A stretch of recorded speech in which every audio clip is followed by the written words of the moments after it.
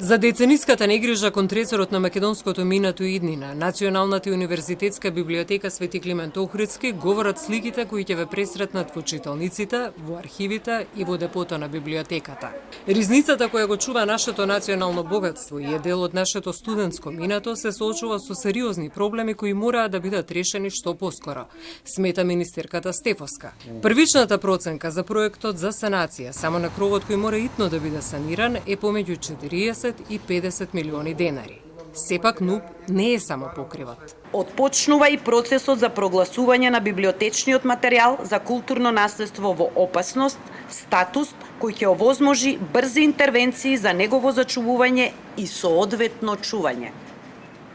Секако ја имаме предвид и важноста од вложување во стручен кадар, во опрема и во збогатување на содржината на библиотечниот фонд. Да допреме до свеста на граѓанинот, на нашите компании, да помогнат да оваа институција во која лежи нашето минато и врз чие минато треба да ја градат идните генерации својата иднина, да се обезбеди на соодветен начин.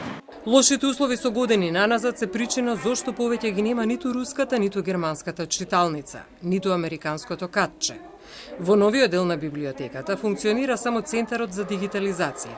По повеќе месечни инспекцијски надзори кои ги спроведе Министерството за култура, во јуни беше разрешен директорот Фремзим Даути поради неправилности во работењето.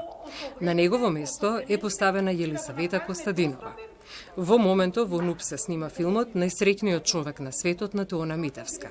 Ја избрале токму библиотеката Свети Климент Охридски поради автентичноста за најсоодветна локација и како благодарност реновираа дел од најголемата читалница. За култура и е копродукција помеѓу 6 земји.